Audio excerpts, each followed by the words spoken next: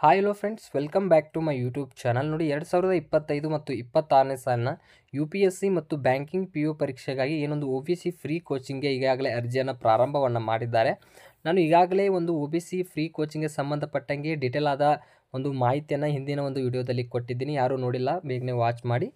ಮತ್ತು ಬನ್ನಿ, ಈ ಒಂದು ವಿಡಿಯೋದಲ್ಲಿ ಈ ಒಂದು OBC ಫ್ರೀ ಕೋಚಿಂಗ್ಗೆ ಯಾವ ರೀತಿಯಾಗಿ ಮೊಬೈಲ್ ಮೂಲಕ ಒಂದು ಅಪ್ಲೈ ಮಾಡೋದಂತ ಈ ಒಂದು ವಿಡಿಯೋದಲ್ಲಿ ಸ್ಟೆಪ್ ಬೈ ಸ್ಟೆಪ್ ಮಾಹಿತಿಯನ್ನು ಕೊಡ್ತಾ ಇದ್ದೀನಿ.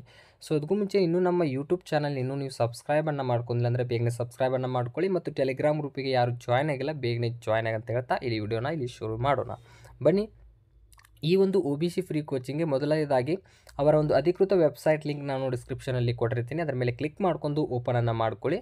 ಈ ಒಂದು ಫ್ರೀ ಕೋಚಿಂಗ್ ಕೊನೆಯ ದಿನಾಂಕ ನೋಡೋದಾದರೆ ನಿಮಗೆ ಇಲ್ಲಿ 15/6/2025 ಒಂದು ಕೊನೆಯ ದಿನಾಂಕವಾಗಿದೆ. ಮತ್ತು ಇದನ್ನು ಯಾವ ರೀತಿ ಅಪ್ಲೈ ಮಾಡೋದಂತ ನೋಡೋದಾದರೆ online application click to apply ಅಂತ ಒಂದು ಆಪ್ಷನ್ ಇದೆ. ಇದರ ಮೇಲೆ ಕ್ಲಿಕ್ ಮಾಡ್ಕೊಳ್ಳಿ. ಇದ್ರ ಮೇಲೆ ಕ್ಲಿಕ್ ಮಾಡಿದರೆ ನಿಮಗೆ ಸೇವಾ ಸಿಂಧು ಪೋರ್ಟಲ್ ಮೂಲಕ ಇದನ್ನು ಅಪ್ಲೈಯನ್ನು ಮಾಡ್ಕೊಳ್ಬೇಕಾಗುತ್ತೆ. ಈ ಸೇವಾ ಸಿಂಧು ಪೋರ್ಟಲ್ನಲ್ಲಿ ಯಾವ ರೀತಿಯಾಗಿ ಅಪ್ಲೈ ಮಾಡೋದು ಅಂತ ನಾನು ಇಲ್ಲಿ ಪ್ರತಿಯೊಂದನ್ನು ಮಾಹಿತಿಯನ್ನು ಕೊಡ್ತೀನಿ. ನೋಡಿ, ಮೊದಲೇದಾಗಿ ಇಲ್ಲಿ ಅಪ್ಲೈ ಫಾರ್ ಸರ್ವಿಸ್ ಈ ಒಂದು ಕಾಲಮ್ನಲ್ಲಿ ನೀವು ಲಾಗಿನ್ ಆಗಿ ಅಪ್ಲೈನ ಮಾಡ್ಕೊಳ್ಬೇಕಾಗುತ್ತೆ. ಏನೇನು ಡೀಟೇಲ್ಸ್ ಇರಬೇಕು ಸಂಪೂರ್ಣವಾಗಿ ಮಾಹಿತಿ ಕೊಡ್ತೀನಿ. ನೋಡಿ, ಈಗಾಗಲೇ ಸೇವಾ ಸಿಂಧು ಪೋರ್ಟಲ್ನಲ್ಲಿ ನೀವೇನಾದರೂ ರಿಜಿಸ್ಟರ್ ಇದ್ದರೆ ಇಲ್ಲಿ ನಿಮ್ಮ ಮೊಬೈಲ್ ನಂಬರ್ನ ಹಾಕ್ಕೊಳ್ಳಿ.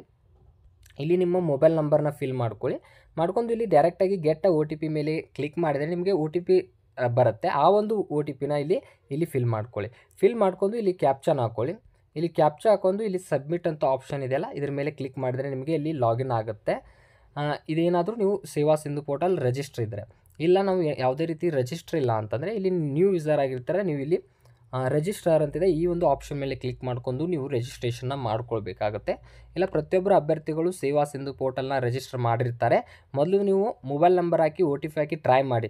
ಏನಾದರೂ ರಿಜಿಸ್ಟರ್ ಇಲ್ಲ ಅಂತಂದರೆ ನೀವು ನ್ಯೂ ರಿಜಿಸ್ಟರ್ನ ಮಾಡ್ಕೊಳ್ಳಿ. ನ್ಯೂ ರಿಜಿಸ್ಟ್ರೇಷನ್ ಯಾವ ರೀತಿ ಮಾಡ್ಕೊಳ್ಬೇಕಂದ್ರೆ ಇಲ್ಲಿ ನ್ಯೂ ರಿಜಿಸ್ಟ್ರೇಷನ್ ಅಂತಿದೆ, ಇದ್ರ ಮೇಲೆ ಕ್ಲಿಕ್ ಮಾಡ್ಕೊಳ್ಳಿ. ಇದ್ರ ಮೇಲೆ ಕ್ಲಿಕ್ ಮಾಡ್ಕೊಂಡು ನಿಮ್ಮೊಂದು ಆಧಾರ್ ಕಾರ್ಡ್ ಡೀಟೇಲ್ಸನ್ನು ಫಿಲ್ ಮಾಡ್ಕೊಂಡು ಕ್ಯಾಪ್ಚಾನ ಹಾಕ್ಕೋಬೇಕಾಗುತ್ತೆ. ಕ್ಯಾಪ್ಚಾ ಹಾಕೊಂಡು ನೆಕ್ಸ್ಟ್ ಮೇಲೆ ಕ್ಲಿಕ್ ಮಾಡಿದರೆ ನಿಮಗೆ ಮುಂದಿನ ಸ್ಟೆಪ್ ಹೋಗುತ್ತೆ. ಅಲ್ಲಿ ನಿಮ್ಮ ಮೊಬೈಲ್ ನಂಬರ್ ಕೇಳುತ್ತೆ. ಮೊಬೈಲ್ ನಂಬರ್ ಹಾಕೊಂಡು OTP ಹಾಕಿ ನೀವು ರಿಜಿಸ್ಟ್ರೇಷನ್ ಮಾಡ್ಕೊಳ್ಬೇಕಾಗುತ್ತೆ. ಸಿಂಪಲ್ ಆಗಿದೆ, ಏನಿಲ್ಲ. ನೀವು ರಿಜಿಸ್ಟ್ರೇಷನ್ ಮಾಡ್ಕೊಂಡು ನೆಕ್ಸ್ಟು ಇಲ್ಲಿ ನಿಮ್ಮ ಮೊಬೈಲ್ ನಂಬರ್ನ ಹಾಕ್ಕೊಳ್ಳಿ. ಮೊಬೈಲ್ ನಂಬರ್ನ ಹಾಕ್ಕೊಂಡು ಆಮೇಲೆ ಇಲ್ಲಿ ನಿಮ್ಮದು OTP ಫಿಲ್ ಅಂದರೆ ಗೆಟ್ OTP ಮೇಲೆ ಫಿಲ್ ಮಾಡ್ಕೊಂಡು ಕ್ಯಾಪ್ಚಾ ಹಾಕಿ ಲಾಗಿನನ್ನು ಮಾಡ್ಕೊಳ್ಳಿ. ಇಷ್ಟು ಲಾಗಿನನ್ನು ಮಾಡ್ಕೊಳ್ಳಿ. ನೆಕ್ಸ್ಟ್ ಸ್ಟೆಪ್ ನೋಡ್ಕೊಳ್ಳೋಣ. ನೋಡಿ, ಸಬ್ಮಿಟ್ ಮೇಲೆ ಕ್ಲಿಕ್ ಮಾಡಿದ ತಕ್ಷಣ ನೆಕ್ಸ್ಟು ಈ ರೀತಿಯಾಗಿ ಪೇಜ್ ಓಪನ್ ಆಗುತ್ತೆ. ಅಂದರೆ ಇಲ್ಲಿ ಪೋರ್ಟಲ್ ಓಪನ್ ಆಗುತ್ತೆ. ಇಲ್ಲಿ ಪೋರ್ಟಲ್ ಓಪನ್ ಆದ ತಕ್ಷಣ ನೆಕ್ಸ್ಟ್ ನೀವು ಏನು ಮಾಡಬೇಕಂದ್ರೆ ಇಲ್ಲಿ ಅಪ್ಲೈ ಫಾರ್ ಸರ್ವಿಸ್ ಅಂತ ಇದೆಯಲ್ಲ, ಇದ್ರ ಮೇಲೆ ಕ್ಲಿಕ್ ಮಾಡ್ಕೊಂಡು ವ್ಯೂ ಆಲ್ ಅವೈಲಬಲ್ ಸರ್ವಿಸ್ ಅಂತಿದೆ, ಇದ್ರ ಮೇಲೆ ಕ್ಲಿಕ್ ಮಾಡ್ಕೊಳ್ಳಿ. ಇದ್ರ ಮೇಲೆ ಕ್ಲಿಕ್ ಮಾಡಿದ ತಕ್ಷಣ ನೆಕ್ಸ್ಟು ಈ ರೀತಿಯಾಗಿ ಬರುತ್ತೆ. ಇಲ್ಲಿ ನೀವು ಏನು ಮಾಡಬೇಕಂದ್ರೆ ಇಲ್ಲಿ ಸರ್ಚ್ ಅಂತ ಬಾಕ್ಸ್ ಇದೆಯಲ್ಲ, ಇದರಲ್ಲಿ UPSC ಅಂತ ಸರ್ಚ್ ಮಾಡ್ಕೊಳ್ಳಿ. UPSC ಅಂತ ನೀವು ಇಲ್ಲಿ ಸರ್ಚ್ ಮಾಡಬೇಕಾಗುತ್ತೆ. UPSC ಅಂತ ಸರ್ಚ್ ಮಾಡಿದ ತಕ್ಷಣ ನಿಮಗೆ ಎರಡು ರೀತಿಯ ಒಂದು ಸರ್ವಿಸ್ ಬರುತ್ತೆ. ಇಲ್ಲಿ ಸೆಕೆಂಡ್ ಒನ್ ನೋಡ್ಕೊಳ್ಳೋದಾದರೆ ನೀವು online application form UPSC and banking free examination coaching ಅಂತ ಇಲ್ಲಿ ಇರುತ್ತೆ. ನೋಡಿ, ಬ್ಯಾಕ್ವರ್ಡ್ ಕ್ಲಾಸ್ ಡಿಪಾರ್ಟ್ಮೆಂಟಿಂದ ಈ ಒಂದು ಫ್ರೀ ಕೋಚಿಂಗ್ನ ಕರೆಯಲಾಗಿದೆ ಅಂತ ಇರುತ್ತೆ. ಇದ್ರ ಮೇಲೆ ನೀವು ಇಲ್ಲಿ ಕ್ಲಿಕ್ಕನ್ನು ಮಾಡ್ಕೊಳ್ಳಿ. ನೋಡಿ, ಇದ್ರ ಮೇಲೆ ಕ್ಲಿಕ್ ಮಾಡಿದ ತಕ್ಷಣ ನೆಕ್ಸ್ಟು ನಿಮಗೆ ಏನೊಂದು ಫ್ರೀ ಕೋಚಿಂಗ್ ಇದೆ, ಇದಕ್ಕೆ ಸಂಬಂಧಪಟ್ಟಂಗೆ ಅಪ್ಲಿಕೇಶನ್ ಫಾರ್ಮ್ ಇಲ್ಲಿ ಓಪನ್ ಆಗುತ್ತೆ. ಇಲ್ಲಿ ಏನೇನು ಫಿಲ್ ಮಾಡಬೇಕು, ಒಂದು ಅಪ್ಲಿಕೇಶನ್ ಫಾರ್ಮ್ ಓಪನ್ ಆಗುತ್ತೆ. ನಾವು ನೋಡ್ಕೊಳ್ಳೋಣ. ಮೊದಲೇದಾಗಿ ಏನು ಫಿಲ್ ಮಾಡೋದಂತ ನೋಡೋಣ. ಮೊದಲೇದಾಗಿ ಒಂದು ಆಧಾರ್ ಅಥೆಂಟಿಕೇಷನ್ ಅಂದರೆ ಆಧಾರ್ ವೆರಿಫಿಕೇಷನ್ನ ಮಾಡ್ಕೊಳ್ಬೇಕಾಗುತ್ತೆ. ಈ ಒಂದು ಆಪ್ಷನ್ ಮೇಲೆ ಕ್ಲಿಕ್ ಮಾಡ್ಕೊಳ್ಳಿ. ಈ ಆಪ್ಷನ್ ಮೇಲೆ ಕ್ಲಿಕ್ ಮಾಡಿದರೆ ನಿಮಗೆ ಇಲ್ಲಿ ನಿಮ್ಮ ಒಂದು ಆಧಾರ್ ಸಂಖ್ಯೆ ನಂಬರ್ನ ಹಾಕಬೇಕಾಗುತ್ತೆ. ಇಲ್ಲಿ ನಿಮ್ಮ ಒಂದು ಆಧಾರ್ ಸಂಖ್ಯೆ ನಂಬರ್ನ ಹಾಕ್ಕೊಳ್ಳಿ. ಆದ ತಕ್ಷಣ ಇಲ್ಲಿ ಡಿಕ್ಲೇರ್ ಬಾಕ್ಸ್ ಇರುತ್ತೆ. ಈ ಬಾಕ್ಸ್ ಮೇಲೆ ಕ್ಲಿಕ್ ಮಾಡಿಕೊಂಡು ಇಲ್ಲಿ ಕೆಳಗೆ OTP ಅಂತ ಇರುತ್ತೆ. ನೋಡಿ, ನಿಮ್ಮ ಒಂದು ಆಧಾರ್ ಕಾರ್ಡ್ಗೆ ಯಾವ ನಂಬರ್ ಲಿಂಕ್ ಇರುತ್ತೆ ಆ ನಂಬರ್ಗೆ OTP ಹೋಗುತ್ತೆ. ಆ OTPನ ಫಿಲ್ ಮಾಡಬೇಕಾಗುತ್ತೆ. ಇಲ್ಲಿ OTP ಅಂತಿದೆ, ಇದ್ರ ಮೇಲೆ ಕ್ಲಿಕ್ ಮಾಡ್ಕೊಳ್ಳಿ. ಇದ್ರ ಮೇಲೆ ಕ್ಲಿಕ್ ಮಾಡಿದ ತಕ್ಷಣ ನಿಮಗೆ ಇಲ್ಲಿ ಸ್ಕ್ರೋಲ್ ಮಾಡಿ ಇಲ್ಲಿ ಜನರೇಟ್ OTP ಅಂತ ಆಪ್ಷನ್ ಇದೆ, ಇದ್ರ ಮೇಲೆ ಕ್ಲಿಕ್ ಮಾಡ್ಕೊಳ್ಬೇಕಾಗುತ್ತೆ. ಇದ್ರ ಮೇಲೆ ಕ್ಲಿಕ್ ಮಾಡ್ಕೊಂಡು OTPನ ಫಿಲ್ ಮಾಡ್ಕೊಂಡು ಸಬ್ಮಿಟ್ ಮಾಡಬೇಕಾಗುತ್ತೆ. ಯಾವ ರೀತಿ ಇರುತ್ತೆ ಪ್ರೊಸೆಸ್ ನಾನು ಪ್ರತಿಯೊಂದನ್ನು ಇಲ್ಲಿ ತೋರಿಸ್ತೀನಿ. ಈ ರೀತಿಯಾಗಿ ಮಾಡ್ಕೊಳ್ಳಿ. ನೋಡಿ, ಈ ರೀತಿ OTPಯನ್ನು ಇಲ್ಲಿ ಫಿಲ್ ಮಾಡಿ ಸಬ್ಮಿಟ್ ಮೇಲೆ ಕ್ಲಿಕ್ ಮಾಡ್ಕೊಳ್ಳಿ. ನೋಡಿ, ಸಬ್ಮಿಟ್ ಮೇಲೆ ಕ್ಲಿಕ್ ಮಾಡಿದ ತಕ್ಷಣ ಕ್ಲಿಕರ್ ಟು ರಿಟರ್ನ್ ಅಂತ ಬರುತ್ತೆ, ಇದ್ರ ಮೇಲೆ ಕ್ಲಿಕ್ ಮಾಡ್ಕೊಳ್ಳಿ. ಇದ್ರ ಮೇಲೆ ಕ್ಲಿಕ್ ಮಾಡ್ಕೊಂಡು ನೆಕ್ಸ್ಟ್ ನಿಮಗೆ ಇಲ್ಲಿ ಗೆಟ್ ಆಧಾರ್ ಡೀಟೇಲ್ಸ್ ಅಂತ ಒಂದು ಆಪ್ಷನ್ ಇದೆ, ಇದ್ರ ಮೇಲೆ ಕ್ಲಿಕ್ ಮಾಡ್ಕೊಳ್ಳಿ. ನೋಡಿ, ಇದ್ರ ಮೇಲೆ ಕ್ಲಿಕ್ ಮಾಡ್ಕೊಂಡ್ರೆ ಆಟೋಮೆಟಿಕ್ಕಾಗಿ ನಿಮ್ಮ ಒಂದು ಆಧಾರ್ ಕಾರ್ಡ್ನಲ್ಲಿರುವಂತೆ ನೇಮ್ ಇಲ್ಲಿ ಶೋ ಆಗುತ್ತೆ. ನಿಮ್ಮ ನೇಮ್ ಆಗಿರ್ಬೋದು ಮತ್ತು ಇನ್ನಿತರ ಡೀಟೇಲ್ಸ್ ಇಲ್ಲಿ ಆಟೋಮೆಟಿಕ್ಕಾಗಿ ಫೆಚ್ ಆಗುತ್ತೆ. ನೆಕ್ಸ್ಟು ಏನು ಮಾಡಬೇಕಂದ್ರೆ ನಿಮ್ಮ ಒಂದು ಅಪ್ಲಿಕೇಟ್ ಫೋಟೋ, ನಿಮ್ಮ ಒಂದು ಫೋಟೋನ ಇಲ್ಲಿ ಅಪ್ಲೋಡನ್ನು ಮಾಡ್ಕೊಳ್ಬೇಕಾಗತ್ತೆ. ಒಂದು ಪಾಸ್ಪೋರ್ಟ್ ಸೈಜ್ ಫೋಟೋ ಇದೇ ರೀತಿ ಸೈಜ್ ಅಂತಿಲ್ಲ, ಯಾವುದಾದ್ರೂ ಒಂದು ಪಾಸ್ಪೋರ್ಟ್ ಸೈಜ್ ಫೋಟೋನ ಇಲ್ಲಿ ಅಪ್ಲೋಡನ್ನು ಮಾಡ್ಕೊಳ್ಳಿ. ಇಲ್ಲಿ ಚೂಸ್ ಫೈಲ್ ಮೇಲೆ ಕ್ಲಿಕ್ ಮಾಡ್ಕೊಂಡು ನಿಮ್ಮ ಒಂದು ಫೋಟೋನ ಇಲ್ಲಿ ಅಪ್ಲೋಡನ್ನು ಮಾಡ್ಕೊಳ್ಳಿ. ಜೆಂಡರ್ ಆಟೋಮೆಟಿಕ್ಕಾಗಿ ಇಲ್ಲಿ ಫಿಲ್ ಆಗಿರುತ್ತೆ. ನೀವು ಆಧಾರ್ ಕಾರ್ಡ್ ಡೀಟೇಲ್ಸ್ ನೀಡಿರ್ತೀರಲ್ಲ ಇಲ್ಲಿ ಆಟೋಮೆಟಿಕ್ಕಾಗಿ ಫಿಲ್ ಆಗಿರುತ್ತೆ. ಇದಾದ ತಕ್ಷಣ ಅಲ್ಟರ್ನೇಟ್ ಮೊಬೈಲ್ ನಂಬರ್ ಕೇಳ್ತಾ ಇದೆ. ಏನಾದರೂ ಅಲ್ಟರ್ನೇಟ್ ಮೊಬೈಲ್ ಅಂದರೆ ಇನ್ನೊಂದು ಮೊಬೈಲ್ ನಂಬರ್ ಇದ್ದರೆ ಇಲ್ಲಿ ಹಾಕ್ಕೊಳ್ಬೋದು. ನೋಡಿ ಏನು ಒಂದು ಸ್ಟಾರ್ ಮಾರ್ಕ್ ಇದೆ, ಈ ಸ್ಟಾರ್ ಮಾರ್ಕ್ ಇದೆಯಲ್ಲ ಇದು ಕಂಪಲ್ಸರಿ ಆಗಿರುತ್ತೆ. ಏನಾದರೂ ಸ್ಟಾರ್ ಮಾರ್ಕ್ ಇಲ್ಲ ಅಂದರೆ ನೀವು ಡ್ಯಾಶನ್ನು ಬಿಡ್ಬೋದು ಅಥವಾ ನೀವು ಫಿಲ್ಲನ್ನು ಮಾಡ್ಕೊಳ್ಬೋದು. ಇದಾದ ತಕ್ಷಣ ನೆಕ್ಸ್ಟ್ ಒಂದು ನೋಡ್ಕೊಳ್ಳೋಣ. ನೆಕ್ಸ್ಟ್ ಒಂದು ಮೊಬೈಲ್ ನಂಬರ್ ನೀವು ಹಾಕ್ಕೊಳ್ಬೇಕಾಗುತ್ತೆ. ಆ್ಯಕ್ಟಿವ್ ಇರೋ ಮೊಬೈಲ್ ನಂಬರ್ನ ಹಾಕ್ಕೊಳ್ಳಿ ಮತ್ತು ಜಾತಿ ಹೆಸರು ಅಂದರೆ ಕ್ಯಾಶ್ ನೇಮ್ ಇಲ್ಲಿ ನಿಮ್ಮದು ಕ್ಯಾಶ್ ಸರ್ಟಿಫಿಕೇಟಲ್ಲಿ ಯಾವುದೋ ಒಂದು ಕ್ಯಾಶ್ ನೇಮ್ ಇದೆ ಅದನ್ನು ಕ್ಯಾಶ್ ನೇಮ್ನ ಹಾಕ್ಕೊಳ್ಳಿ ಮತ್ತು ಜಾತಿ ಪ್ರಮಾಣ ಪತ್ರ ಆರ್ ಡಿ ಸಂಖ್ಯೆ ನಿಮ್ಮ ಒಂದು ಕ್ಯಾಶ್ ಸರ್ಟಿಫಿಕೇಟ್ ಆರ್ ಡಿ ನಂಬರ್ನ ಫಿಲ್ ಮಾಡ್ಕೊಳ್ಳಿ.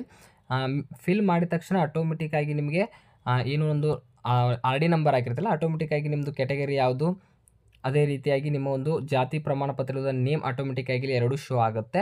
ಇದಾದ ತಕ್ಷಣ ಒಂದು ಇಮೇಲ್ ಐ ಡಿನ ಇಲ್ಲಿ ಫಿಲ್ ಮಾಡ್ಕೊಳ್ಬೇಕಾಗುತ್ತೆ. ಇಮೇಲ್ ಐ ಡಿನ ಫಿಲ್ ಮಾಡ್ಕೊಳ್ಳಿ ಮತ್ತು ಇಲ್ಲಿ ನೀವು ಡೊಮೆಸ್ಟಲ್ ಕರ್ನಾಟಕ ಅಂತ ಚೂಸ್ ಮಾಡ್ಕೊಳ್ಳಿ ಮತ್ತು ಆದಾಯ ಪ್ರಮಾಣ ಪತ್ರದಲ್ಲಿರುವ ಇನ್ಕಮ್ ನಿಮ್ಮ ಒಂದು ಇನ್ಕಮ್ ಎಷ್ಟಿದೆಯಲ್ಲ ಅದನ್ನು ನೀವು ಇಲ್ಲಿ ಫಿಲ್ ಮಾಡ್ಕೊಳ್ಬೇಕಾಗುತ್ತೆ. ಇಷ್ಟು ಡೀಟೇಲ್ಸ್ ಇದೆ, ಸಿಂಪಲ್ ಆಗಿದೆ, ನೀವು ಆರಾಮಾಗಿ ಫಿಲ್ ಮಾಡ್ಕೋತಾ ಹೋಗಿ. ಮತ್ತು ಆದಾಯ ಪ್ರಮಾಣ ಪತ್ರ ಆರ್ ಡಿ ಸಂಖ್ಯೆ ನಿಮ್ಮ ಒಂದು ಇನ್ಕಮ್ ಸರ್ಟಿಫಿಕೇಟ್ ಆರ್ ಡಿ ನಂಬರ್ನ ಹಾಕ್ಕೊಳ್ಳಿ ಮತ್ತು SSLC ಬೋರ್ಡ್ ನಿಮ್ಮ ಒಂದು 10th ಬೋರ್ಡ್ ಯಾವುದಿದೆಯೋ ಇಲ್ಲಿ ಹಾಕ್ಕೊಳ್ಳಿ. ಸ್ಟೇಟಾ ಅಥವಾ CBSE ಅಥವಾ ICSE ಯಾವ ಬೋರ್ಡ್ ಇದೆ ಅದನ್ನು ಇಲ್ಲಿ ಚೂಸ್ ಮಾಡ್ಕೊಳ್ಳಿ.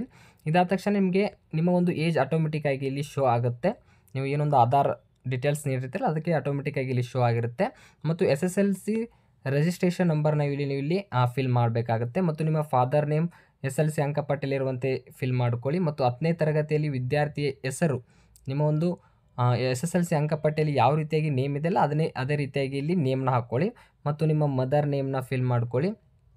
ಅದಾದ ತಕ್ಷಣ ಒಂದು SSLC ಉತ್ತೀರ್ಣವಾದ ವರ್ಷ ಏನೊಂದು SSLC ಮಾರ್ಕ್ಸ್ ಕಾರ್ಡ್ನಲ್ಲಿ ಇಲ್ಲಿ ಎಲ್ಲ ಡೀಟೇಲ್ಸ್ ಇರುತ್ತೆ, ನೀವು ಇದನ್ನು ಆರಾಮಾಗಿ ಫಿಲ್ ಮಾಡ್ಕೊಳ್ಳಿ.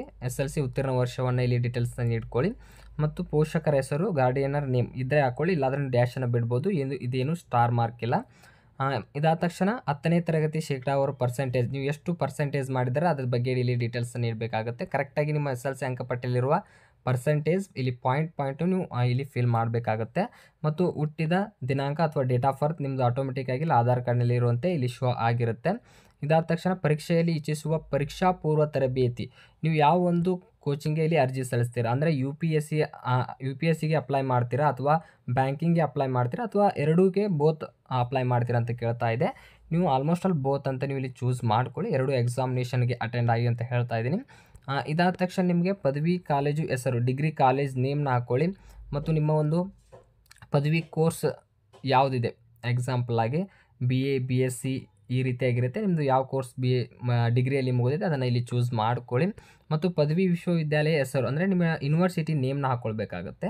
ನಿಮ್ಮ ಒಂದು ಯೂನಿವರ್ಸಿಟಿ ನೇಮ್ನ ಹಾಕ್ಕೊಳ್ಳಿ ಮತ್ತು ಪದವಿಯಲ್ಲಿ ಶೇಕಡ ಅಂದರೆ ನೀವು ಡಿಗ್ರಿಯಲ್ಲಿ ಎಷ್ಟು ಪರ್ಸೆಂಟೇಜ್ ಮಾಡಿದ್ರೆ ನಿಮಗೆ 6th ಸೆಮ್ ಲಾಸ್ಟ್ ಕೊನೆಯದಾಗಿ ಏನು ಸೆಮ್ ಇರುತ್ತೆ ಅದರಲ್ಲಿ ಪರ್ಸೆಂಟೇಜ್ ಇರುತ್ತೆ, ಅದನ್ನು ಇಲ್ಲಿ ನೀವು ಕರೆಕ್ಟಾಗಿ ಫಿಲ್ ಮಾಡ್ಕೊಳ್ಳಿ ಮತ್ತು ಡಿಗ್ರಿ ರಿಜಿಸ್ಟ್ರೇಷನ್ ನಂಬರ್ನ ಹಾಕ್ಕೊಳ್ಳಿ, ನಿಮ್ಮೊಂದು ರಿಜಿಸ್ಟ್ರೇಷನ್ ನಂಬರ್ನ ಹಾಕ್ಕೊಳ್ಳಿ ಡಿಗ್ರಿದು ಮತ್ತು ಪದವಿಯಲ್ಲಿ ಉತ್ತೀರ್ಣರಾದ ವರ್ಷ ನಿಮ್ಮದು ಪದವಿ ಯಾವ ವರ್ಷ ಇಲ್ಲಿ ಉತ್ತೀರ್ಣರಾಗಿದ್ದೀರಾ ಅದರ ಡೀಟೇಲ್ಸನ್ನು ನೀಡಬೇಕಾಗುತ್ತೆ. ನೋಡಿ ಸಿಂಪಲ್ ಆಗಿದೆ, ನೀವು ಆರಾಮಾಗಿ ಇಲ್ಲಿ ಫಿಲ್ ಮಾಡ್ಕೋತಾ ಹೋಗಬೇಕಾಗುತ್ತೆ. ಇದಾದ ತಕ್ಷಣ ವಿಕಲಚೇತನ ವಿದ್ಯಾರ್ಥಿ ನೀವೇನಾದರೂ ಫಿಸಿಕಲಿ ಚಾಲೆಂಜ್ಡ್ ಅಭ್ಯರ್ಥಿ ಆಗಿದ್ದರೆ ಎಸ್ ಅಂತ ಹಾಕ್ಕೊಂಡು ಅದಕ್ಕೆ ಸಂಬಂಧಪಟ್ಟಂಗೆ ಕಾರ್ಡ್ ಸಂಖ್ಯೆ ನಂಬರ್ನ ಫಿಲ್ ಮಾಡಬೇಕಾಗುತ್ತೆ. ನೀವೇನಾದರೂ ಇಲ್ಲ ಅಂದರೆ ಸಿಂಪಲ್ಲಾಗಿ ಈ ರೀತಿಯಾಗಿ ನೋ ಅಂತ ಚೂಸ್ ಮಾಡ್ಕೊಳ್ಳಿ. ಇದಾದ ತಕ್ಷಣ ಒಂದು ಪರ್ಮನೆಂಟ್ ಅಡ್ರೆಸ್ ಡೀಟೇಲ್ಸ್ ಕೇಳುತ್ತೆ. ನಿಮ್ಮ ಒಂದು ಡಿಸ್ಟಿಕ್ ಆಗಿರ್ಬೋದು, ನಿಮ್ಮದು ಹೋಬಳಿ ಆಗಿರ್ಬೋದು ಮತ್ತು ವಿಧಾನಸಭಾ ಕ್ಷೇತ್ರ ಅಸೆಂಬ್ಲಿ ಆಗಿರ್ಬೋದು, ಪಿನ್ ಕೋಡ್ ಆಗಿರ್ಬೋದು, ತಾಲೂಕು ಮತ್ತು ನಿಮ್ಮ ವಿಲೇಜ್ ಮತ್ತು ಅಡ್ರೆಸ್ ಮತ್ತು ನಿಮ್ಮದು ಕ್ಯಾಟಗರಿ ಮತ್ತು ನಿಮ್ಮ ಜಾತಿ ಹೆಸರನ್ನು ನೀವು ಇಲ್ಲಿ ಫಿಲ್ ಮಾಡ್ಕೋಬೇಕಾಗುತ್ತೆ. ನೋಡಿ ಇಲ್ಲಿ ಕ್ಯಾಟಗರಿ ಸಾಕಷ್ಟು ಕ್ಯಾಟಗರಿ ಇದೆ, ಇದರಲ್ಲಿ ಯಾವುದು ಕ್ಯಾಟಗರಿ ಆ ಕ್ಯಾಟಗರಿ ಚೂಸ್ ಮಾಡ್ಕೊಂಡು ಇದರಲ್ಲಿ ನಿಮ್ಮದು ಯಾವ ಜಾತಿ ಇದೆ ಅದನ್ನು ಇಲ್ಲಿ ಚೂಸ್ ಮಾಡ್ಕೊಳ್ಬೇಕಾಗುತ್ತೆ. ಇಷ್ಟು ಡೀಟೇಲ್ಸನ್ನು ನೀಡ್ಕೊಳ್ಳಿ. ಇದಾದ ತಕ್ಷಣ ಒಂದು ಬ್ಯಾಂಕ್ ಡೀಟೇಲ್ಸ್ ಕೇಳ್ತಾ ಇದೆ, ಇಲ್ಲಿ ಇದು ಕಂಪಲ್ಸರಿಯಾಗಿ ಕರೆಕ್ಟಾಗಿ ಫಿಲ್ ಮಾಡ್ಕೊಳ್ಳಿ, ಯಾಕಂದರೆ ನಿಮಗೆ ಅಮೌಂಟ್ ಬರ್ತಾ ಇರುತ್ತೆ ಅದಕ್ಕೆ. ಅಂದರೆ ಸೆಲೆಕ್ಟ್ ಆದ ತಕ್ಷಣ ನಿಮಗೆ ಶಿಷ್ಯ ವೇತನವನ್ನು ಅವರು ನೀಡ್ತಾರೆ. ನಿಮ್ಮ ಒಂದು ಬ್ಯಾಂಕ್ ಅಕೌಂಟ್ ನಂಬರ್ನ ಇಲ್ಲಿ ಮೊದಲೇದಾಗಿ ಫಿಲ್ ಮಾಡ್ಕೊಳ್ಳಿ. ಇದಾದ ತಕ್ಷಣ ಒಂದು IFSC ಕೋಡನ್ನು ಇಲ್ಲಿ ಫಿಲ್ ಮಾಡ್ಕೊಳ್ಳಿ, ಮತ್ತೊಂದು ಬ್ಯಾಂಕ್ ನೇಮ್ನ ಹಾಕ್ಕೊಳ್ಳಿ ಮತ್ತು ಬ್ಯಾಂಕ್ ಬ್ರಾಂಚ್ ನೇಮ್ನ ಹಾಕ್ಕೊಳ್ಳಿ. ನಿಮಗೆ ಇಲ್ಲಿ ಆಧಾರ್ ಸೀಡಿಂಗ್ ಇರುವ ಒಂದು ಬ್ಯಾಂಕ್ ಪಾಸ್ಬುಕ್ನ ನೀವು ಇಲ್ಲಿ ಫಿಲ್ ಮಾಡ್ಕೊಳ್ಳಿ. ಇಷ್ಟು ಒಂದು ಬ್ಯಾಂಕ್ ವಿವರಣವನ್ನು ಮಾಹಿತಿಯನ್ನು ನೀಡ್ಕೊಳ್ಳಿ. ನೀಡಿದ ತಕ್ಷಣ ಕೊನೆಯದಾಗಿ ಇಲ್ಲಿ ಡಿಕ್ಲೇರ್ ಬಾಕ್ಸ್ ಇರುತ್ತೆ, ಈ ಬಾಕ್ಸ್ ಮೇಲೆ ಕ್ಲಿಕ್ ಮಾಡ್ಕೊಂಡು ಇಲ್ಲಿ ಕ್ಯಾಪ್ಚಾ ಇರುತ್ತೆ, ಈ ಕ್ಯಾಪ್ಚಾನ ಹಾಕೊಂಡು ಕೊನೆಯದಾಗಿ ಇಲ್ಲಿ ಸಬ್ಮಿಟ್ ಅಂತ ಒಂದು ಆಪ್ಷನ್ ಇದೆ, ಇದ್ರ ಮೇಲೆ ಕ್ಲಿಕ್ ಮಾಡ್ಕೊಂಡು ಸಬ್ಮಿಟನ್ನು ಮಾಡ್ಕೊಳ್ಳಿ.